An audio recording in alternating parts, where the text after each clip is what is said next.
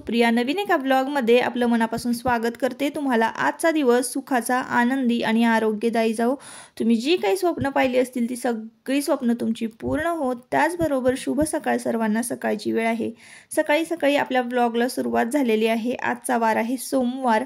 तर आज बघा मूग भिजत घातलेले होते। मागच्या व्हिडिओमध्ये मी तुम्हाला सांगितलं होतं, तर ते मूग बघा बऱ्यापैकी छान भिजलेले आहेत आणि आज तुम्हाला काहीतरी मुगाची रेसिपी बघायला मिळणार आहे। तर नक्की काय करणार आहोत तर सांगते बघा। पोहे 15 मिनिटं आधी भिजत घातलेले आहेत आणि आज आपण करणार आहोत मुगाचे धिरडे। तर मूग कसं सगळ्यांनाच खायला पौष्टिक आहे आणि पचायला सुद्धा हलकं। तर चहा ठेवलेला आहे एका बाजूला आणि धूप म्हणजे अन्नपूर्णेची माझी पूजा झालेली आहे। नेहमीप्रमाणे तुळशीला पाणी घालून सूर्यदेवांना जल अर्पण करून ही सगळी कामं माझी झालेली आहे। क्लिनिंगची, लोट झाड ही सगळी माझी व्हिडिओच्या आधीची जी काही कामं आहेत ना ती होतात। तर हा रुटीन व्लॉग जो आहे ना नाश्त्याच्या आधीचा किंवा डबा मी तयार करते त्याच्या आधीचा, तर क्लिनिंगचा तो व्लॉगसुद्धा मी तुमच्याबरोबर लवकरच शेअर करेन, कारण खूप दिवस झाला तो सुद्धा व्लॉग मी तुमच्याबरोबर शेअर केलेला नाही आहे। बघा 5 ते 6 मिरच्या घेतलेल्या आहेत, 2 लसणाच्या पाकळ्या घेतलेल्या आहेत आणि 1 इंच आल्याचा तुकडा घेतलेला आहे आणि ते घातलेलं आहे आपण मुगामध्ये, म्हणजे मिक्सरच्या भांड्यामध्ये मूग घेतलेले आहेत आणि थोडेसे पोहे घेतलेले आहेत। तर हे मिश्रण आता आपल्याला ना सगळं वाटून घ्यायचं आहे आणि डोशाचं कसं बॅटर आपण तयार करतो तसं बॅटर आपल्याला हे तयार करायचं आहे। तर बघा असं काहीतरी नवीन करायचं असेल ना घरामध्ये नाश्त्यासाठी, तर घर की कहाणीच म्हणूयात आपण हे, म्हणजे कोणाला आवडतं आणि कोणाला नाही आवडत। तसंच बघा इथं देवांश म्हणाला की मी खाणार नाही ते धिरडं, तर मग त्याच्यासाठी मी शेवया करत आहे। दूध घालून त्याला शेवया चारणार आहे। तर कसं असतं ना 10च्या आधी 9:30 वाजता मुलं घराच्या बाहेर पडतात, म्हणजे 9:45 वाजता त्यांची स्कूल भरते। तर त्या आधी ना मला त्यांना नाश्ता पोटभर द्यायचा असतो। म्हणजे कसं मुलं पोटभर खाऊन घराच्या बाहेर पडले ना की मला सुद्धा बरं वाटतं। जरा गरगरीत पोट भरलेलं असलं ना मुलांचं की मग मुलंसुद्धा पुढच्या कामासाठी किंवा अभ्यासासाठी त्यांचं मन लागतं। तर असं आहे ते, म्हणून मी काहीतरी असं एकदम पोटभर असं नाश्त्याला करत असते। तर इकडं बघा आता मी हे मूग आणि पोहे वाटून घेतलेले आहेत। पुन्हा पाणी टाकून बॅटर तयार करून घेतलं आणि देवांशला ना शेवया दूध घालून चारून घेतलेल्या आहेत। चहासुद्धा आपला झालेला आहे आणि मी सुद्धा चहा घेतलेला आहे। सकाळी चहा घेतलं ना की कामं अगदी 100च्या स्पीडनं होतात। तर असंच आहे बघा, कोणाकोणाला सवय आहे की पहिल्यांदा चहा घ्यायचं आणि मगच नाश्ता करायचा। तर मला तरी सकाळी देवपूजा झाली की चहा लागतो। देवपूजा केल्याशिवाय मी चहा पित नाही अशी माझी सवय आहे। मीठ घातलेलं आहे 1 चमचा आणि हे बॅटर बघा व्यवस्थित तयार करून घेतलेलं आहे। मूग आणि पोहे अगदी व्यवस्थित वाटून घेतलेले आहे। जास्त बारीकही वाटायची नाही, जास्त जाड भरडेही ठेवायची नाही आणि कन्सिस्टन्सी अगदी व्यवस्थित ठेवायची आहे। जास्त घट्टही नाही आणि जास्त पातळही नाही। जर तुमचं पीठ हे जे बॅटर आहे पातळ झालं तर तुम्ही जे धिरडे घालणार आहात तर ते अजिबात उलटले जाणार नाहीत, फाटणार आहेत। जर तुमच्याकडून चुकून पीठ पातळ झालं तर त्यासाठी सुद्धा मी तुम्हाला टिप्स सांगते। तांदूळ घ्यायचे थोडेसे आणि मिक्सरमध्ये लगेच वाटायचे, त्याचं पीठ तयार करायचं आणि मग तुम्ही ते त्या बॅटरमध्ये ॲड करू शकता। असं केल्यानं तुमचे धिरडे व्यवस्थित होतील आणि उलटले जातील। तर पहिलं माझा जो धिरडा मी घातला होता ना खूप मोठा, तर तो माझ्याकडनं तुटला होता आणि नेहमी पहिल्यांदा असंच होतं।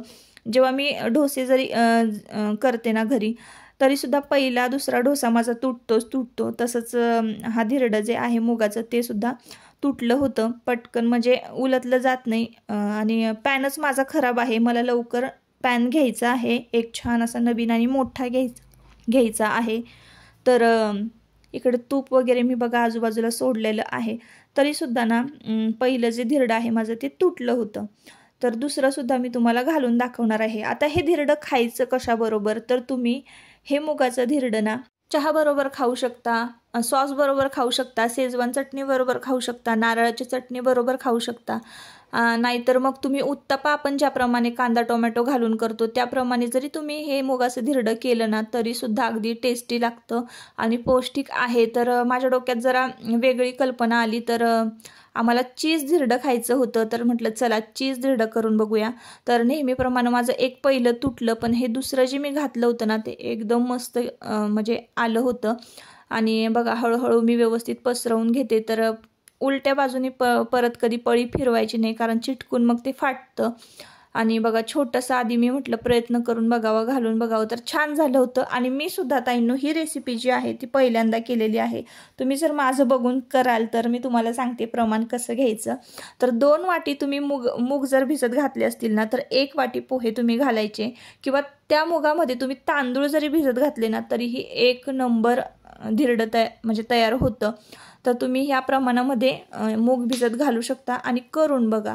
तर असं वेगवेगळी डिश करायला ना भारी वाटतं. तर बघा ताईंनो, मी घेतलेलं आता मी पलटून घेतलेले आहे हे धिरडं आणि एकदम मस्त व्यवस्थित आलेलं आहे. तर मी तुम्हाला सांगते, हे जे धिरडं मी घातलेलं आहे ना ते माझ्यासाठी घातलेलं आहे. याआधी मी भरपूर म्हणजे एक 5-6 तरी धिरडी मी घातली असणार आहेत. तर 2 नाश्त्याला आयुषनं खाल्ले, टिफिनला 2 नेली आणि आजी बाबांनी एक असं धिरडं खाल्लेलं आहे. तर बघा खिसून चीज खिसते मी त्यावर, आणि चीज धिरडं म्हटलं तर चला करून तर बघूयात. तर एकदम मस्त लागत होतं. तर मुलांचं कसं असतं ना, मुलांना पौष्टिक पण खायचं असतं, त्याबरोबर बटरी आणि चीजी क्रीमी असं त्यांना आवडतं. अशा गोष्टी त्यांना जास्त आवडतात, म्हणून म्हटलं चला चीज धिरडं करून बघूया. तर 1 नंबर लागत होतं ताईंनो, खरंच खूप छान लागत होतं चीज खिसल्यानंतर. तर चीज धिरडं मी केलेलं आहे. आणि आता चीज खिसलेलं आहे त्यामुळे मी हे सॉस बरोबरच खाणार आहे, नाहीतर मग मी चहा बरोबर खाणार होते. तर नेहमी मी काळाच चहा घेते. चहा बाजूला गरम करत ठेवलेला आहे.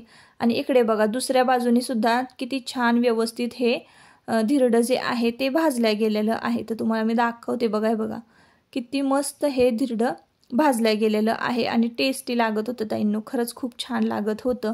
तर असं ताईंनो, आता मी घेते नाश्ता करून. आणि दुसरं बघा धिरडं मी पुन्हा एक मोठं छान असं घातलेलं आहे. तर एक कमेंट जे आहे दादांना आलेली होती, तर म्हणजे दादांचं कौतुक, की दादांसारखी माणसं जर घरामध्ये असतील तर घरातली नेहमी सुखी राहतील, अशी ती कमेंट होती. तर दादांना ती कमेंट वाचून खरंच खूप छान वाटलं आणि त्यांनी लगेच त्यांना म्हणजे ज्यांनी कोणी कमेंट केली होती त्यांना थँक्यूसुद्धा केलेलं आहे. कारण एक सवय तुम्हाला दादांची मी सांगते. इकडे बघा तुम्हाला बिस्किटचे पुडे, समोसे, फरसाणा, सेव हे सगळं मी दाखवते. तर ते कशासाठी, तर तुम्हाला एक दादांची चांगली सवय मी सांगते. तर दादांची चांगली सवय अशी आहे की ते कुठंही बाहेर गेलेत ना तर कधीच रिकाम्या हाती येत नाहीत. एक बिस्किटचा पुडा किंवा एक चॉकलेट तरी त्यांच्या खिशात किंवा हातामध्ये असतं.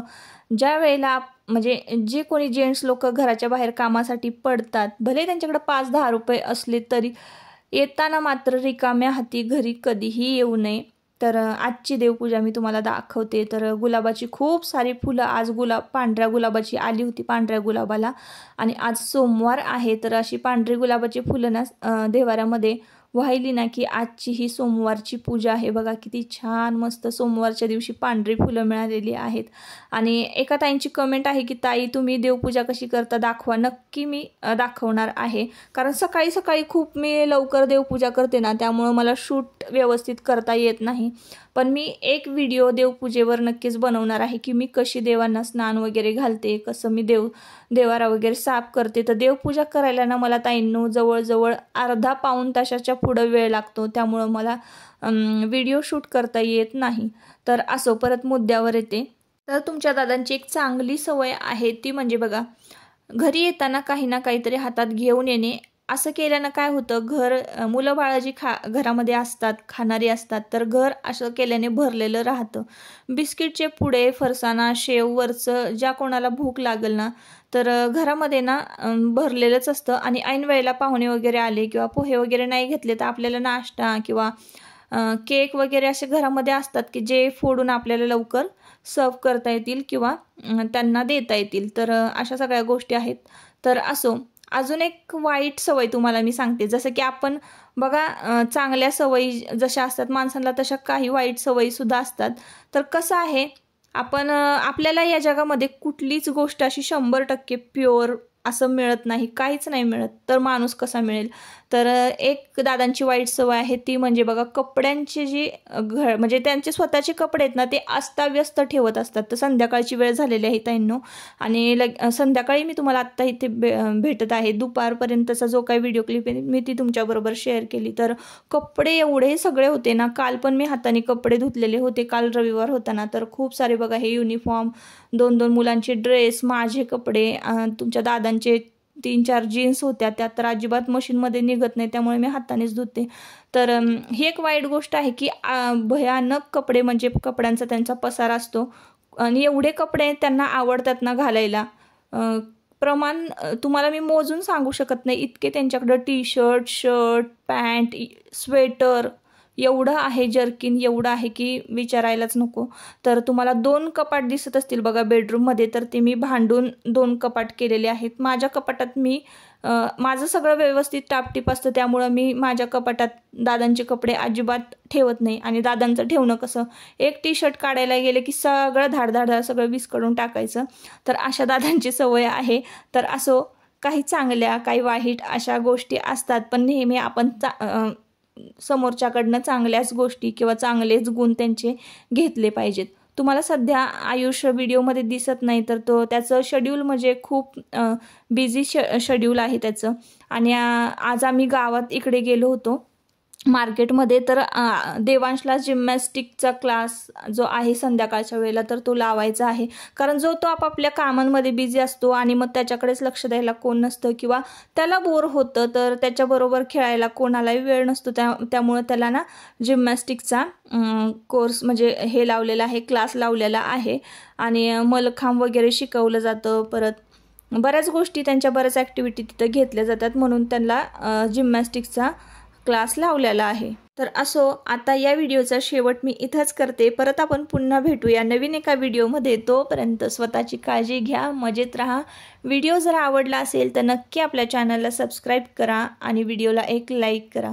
Bye bye.